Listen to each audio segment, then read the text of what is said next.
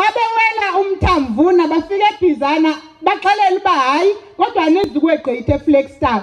Uba nigqithile eFlagstaff ngeke ningene eBhotani, amapolisa anilindile. Kuthiwa ke bangcwele ubaba inyanga izulu wakhupha isandla wazikhomba imoto ezikhomba ezingaphambili nezingasemva ethi makuhanjwe. Bathi xa befika eGoso Forest bafika apho ekhona amapolisa kodwa kazange babone. Lithi ke ilizwi bathi besofika ngaphezulu kwathunya onye utata wayeqhuba itruck ngelo xesha kwathiwa makahambe eyofuna izibonda okanye intingo. Abuza amapolisa athi njengoba silapha nje silinde nina nidlulephi.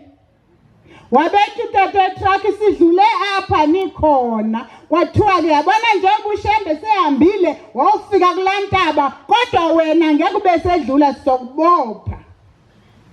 Wayiva loo nto ubaba inyanga izulu wathi hayi bayadlala sendifikile. Wabe ngenyani sefikile. Kodwa wathi ubaba inyanga izulu selefikile apho ngoba izinja zazingaphetshe uwela imilambo emibini apho zazibekwe khona. Uthi ubaba inyanga izulu hayibo busisiwe mna bengicinga uba ndiya kweza ntaba ekhomba intaba angazaziyo ngoba kaloku kwakhona isibani kweza ntaba esasityalwe ngubaba ilanga.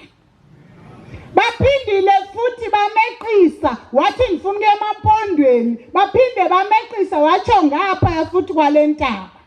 Uphinde wathi sefikile wathi mna nansi intaba endifuna ukuya kuyo. Okokuba ngaba ke eManazaretha uShembe akekho mnye. Okanye okokuba ngaba ezazitsha ayikho into ezaziphethe. Yintoni ke le yayibangela ubaba inyanga izulu imbize kulantaba yayifikele izitsha. Ngalawo mazwi ke baba uthingo umnqazi wezulu ndifuna ukubulela. Namhlanje ndibone apha ekhaya kumbejembeje into ethetha uba xa bekucaciswa bekuzala ubuNazaretha okwesihlanu.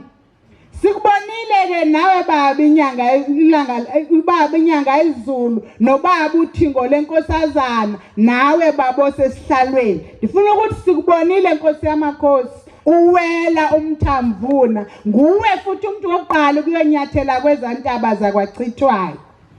Siyabonga ke bangcwele njengoba niguqela apha nje ndifuna ukubongela amachithwayo phela ndibongela abazali bami futhi ndibabonga ngokusibonisa into enhle kangaka.